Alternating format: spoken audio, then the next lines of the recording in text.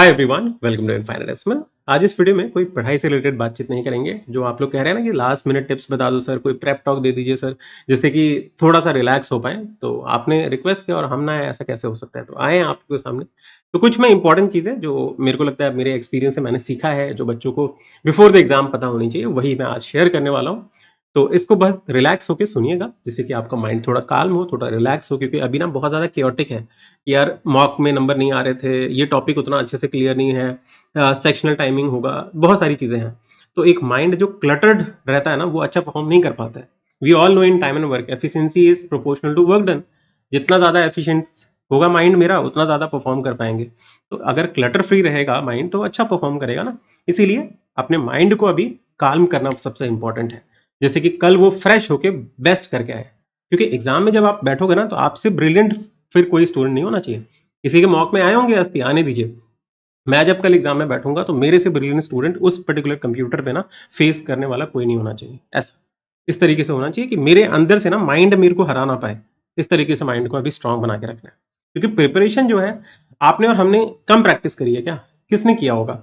तरीके हमारे देखे हैं आप लोगों ने। आपने किस तरीके से क्वेश्चन सॉल्व करें, कोई कर रहा है क्या? नहीं कर रहा है ना, तो आपकी प्रिपरेशन बेस्ट है।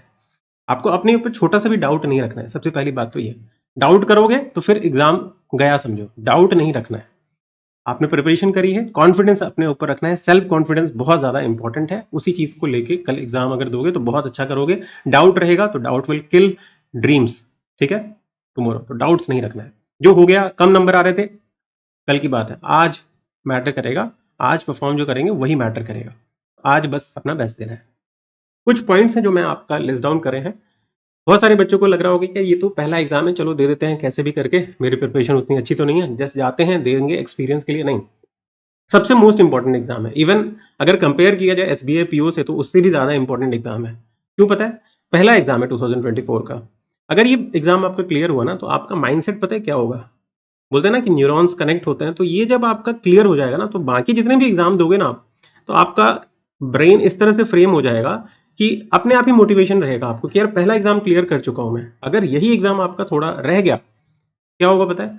सोचोगे, यही माइंड में आएगा कि यार पहला एग्जाम ही क्लियर नहीं हुआ, अब तो दूसरे एग्जाम तो और भी डिफिकल्ट होंगे। आईबीपीएस और डिफिकल्ट होगा, एसबीआई पीओ और डिफिकल्ट होगा, तो पीओ वाले छोड़ दो, क्लियर नहीं।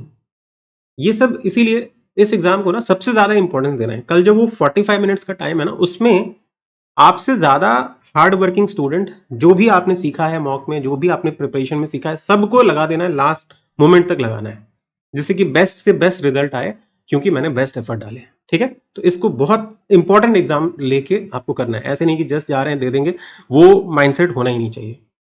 दूसरी चीज एक बहुत इंपॉर्टेंट है कि सर सेक्शन कौन सा खुलेगा, क्योंकि ये एक डाउट है। 25 मिनट 20 मिनट का तो सेक्शन है, ये आप लोग पता चल गया है कि रीजनिंग आपका 25 मिनट का आएगा, क्वांट 20 मिनट का आएगा, लेकिन कौन सा सेक्शन आपका खुलेगा?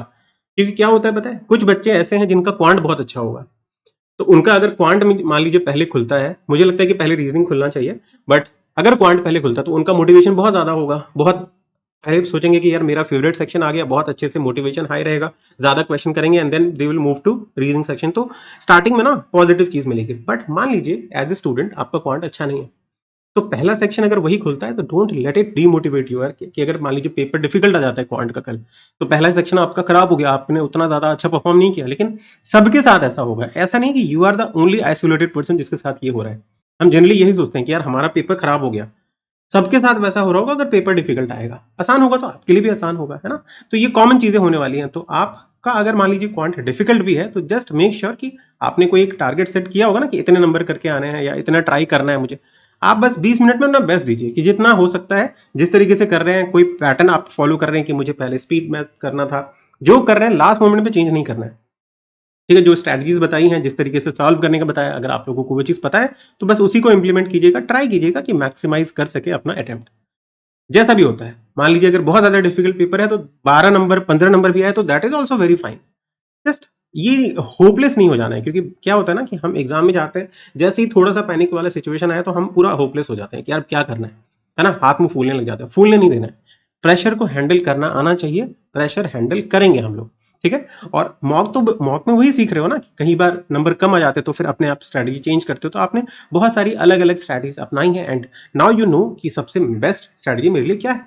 तो उसी से आप करेंगे। तो ये मत सोचिएगा कि यार ये मेरा फेवरेट सेक्शन पहले नहीं खुला तो आपको पेपर उतना अच्छा नहीं हुआ, आगे के सेक्शन को भी खराब ना कर दे, ऐसा नहीं करना है। पूरे 45 के 45 मिनट में जैसा भी पहला सेक्शन गया हो, अच्छा गया हो तो बहुत अच्छी बात है, अगर खराब भी गया सबके लिए ही गया होगा क्योंकि डिफिकल्ट आया था, आप दूसरे सेक्शन में ट्राई कीजिएगा उसको कॉम्पेंसेट करने का, दूसरे सेक्शन को उसकी वजह से खराब नहीं होने देना है, ठीक है। और ये जो सेक्शनल टाइमिंग वाला है आपको ऑलरेडी प्रैक्टिस कर लिए, एक बार तो कम से कम मॉक दिया है ना, तो आपको आइडिया तो लगा ही है, तो कुछ अलग नहीं है, ठीक है। और पहली बार जब कोई चीजें होती है ना तो they will always try to decrease the level, तो थोड़ा सा कम ही होगा, बट जैसा भी होगा, मान लीजिए कि डिफिकल्ट भी आ जाता है तो सबके लिए होगा, ये मान के जरूर चलिएगा। दूसरी चीज है कि मैंने ये देखा है कई बच्चों में ना कि कोई एक क्वेश्चन उठाते हैं जो आपने पहले किए हुए हैं, जैसे मान लीजिए कि आपने सिंप्लीफिकेशन सारे क्वेश्चन करे, एक क्वेश्चन आज एग्जाम में ना ये सिंप्लीफिकेशन वाला एक बार किया आपने नहीं बना, तुरंत छोड़ दो, आगे बढ़ो, स्टक नहीं होना है। स्टक हो गए, यहां अटकोगे, टाइम आपका डिक्रीज होगा, नंबर ऑफ अटेम्प्ट पानी में चला जाएगा। मान लीजिए 2 मिनट एक पजल में लगाया, उसकी नहीं बन रही है, हटाओ उसको, 2 मिनट गया, उस पर और 2 मिनट वेस्ट मत करो, क्योंकि 2 मिनट करोगे उस टाइम क्या है ना कि आपके माइंड में क्या होता है, यही होता है कि आप एक बार उस इन्फॉर्मेशन को पढ़ा है ना आपने, क्योंकि छोटे से पजल है, छोटे से इन्फॉर्मेशन है, आपने सारे इन्फॉर्मेशन को पढ़ लिया और ये डायग्राम बना लिया, लेकिन आपने शायद लेफ्ट को राइट पढ़ लिया था, तो अब आपका माइंड ना उस इंफॉर्मेशन को लेफ्ट टू राइट करेगा ही नहीं, वो चेंज करेगा ही नहीं बार बार, क्योंकि आपके माइंड में वही है, तो आप उसको दूसरी बार भी करते हो तो आपको वो पॉइंट दिखता ही नहीं है। इसीलिए इट इज वेरी इंपॉर्टेंट कि आप उसको तुरंत ही छोड़ दें, दूसरे क्वेश्चन पे चले। You have ample amount of question but you have less time, ठीक है, तो इस टाइम को अच्छे से यूटिलाइज करना है। एक क्वेश्चन 2 मिनट गया, हटा दो, दूसरे क्वेश्चन पे फोकस करो, ये स्टक नहीं होने देना है। स्टक हो गए, एक क्वेश्चन के पीछे पड़ जाओगे तो उससे सिलेक्शन नहीं होगा, मल्टीपल क्वेश्चंस आपको करने पड़ेंगे, उनके पीछे पढ़ो, आपके पास ढेर सारे क्वेश्चन है, समझे। तीसरी चीज है कि बहुत सारे बच्चे मॉक स्कोर कम आ रहे हैं ना, कुछ बच्चों का 45 आ रहा है, कुछ बच्चों का 50 आ रहा है। देखो एक्चुअल एग्जाम का लेवल कोई भी मैच नहीं कर सकता, आपने देखा ना, अलग अलग तरह के मॉक हैं, किसी में बहुत ज्यादा डिफिकल्ट है एक सेक्शन, किसी में इजी है, तो एक्चुअल पेपर का पैटर्न क्या होने वाला है आप किसी को भी नहीं पता है ना, सब रैंडमली अपने अकॉर्डिंग सेट करते हैं, तो आपका मॉक का स्कोर जो है वो डिसाइड नहीं करेगा कि किस तरह का पेपर आने वाला है। तो जस्ट मेक श्योर कि जैसा भी रहा हो, 75 आ रहा है तो वो भी नहीं सोचना है कि मेरे जैसा लाइक 30 मार खान कोई नहीं है, अगर 45 आ रहा है तो ये भी नहीं सोचना है कि मेरे जैसा डफर कोई नहीं है, ठीक है, ऐसा नहीं सोचना है। ये सोचना है कि जैसा भी हुआ, मेरा पास्ट का जो भी स्कोर हुआ ना, उससे मेरा आज का परफॉर्मेंस होगा ही नहीं, बस मैंने सीखना था उससे ना, वो सीख लिया है। Everything is a lesson in one way और द अदर, तो आपने लेसन ले लिया ना, कम नंबर आ रहे थे तो आपको पता चल गया है कि कौन सा सेक्शन आपका वीक है, उसको आपको थोड़ा सा कम प्रायोरिटाइज करना है, बस यही चीज। अगर मैं अपने क्लास 10th में ये सोचता कि देखो यार क्लास 10th में 84 करे मैथ्स में, 100 नहीं कर पाया क्योंकि उस टाइम बच्चों को बताने में, मेरे फ्रेंड्स को बताने में टाइम चला गया, तो फिर अगर मैं यही सोचता रहता ना कि फिर तो मैं कभी 100 नहीं ला सकता, तो बीटेक में कभी 100 आता ही नहीं मैथ्स में, लेकिन आया ना, तो प्रीवियस वाले जो फेलियर्स है ना, प्रीवियस नहीं हो पाया, वो सब हटा दो। आपको उस दिन क्या करना है, उससे आपने सीख ली है कि नहीं, वो मैटर करता है, और उस दिन का परफॉर्मेंस मैटर करता है, तो वही बस कल अच्छे से परफॉर्म करना है, बाकी चीजें भूल जाइएगा, ठीक है।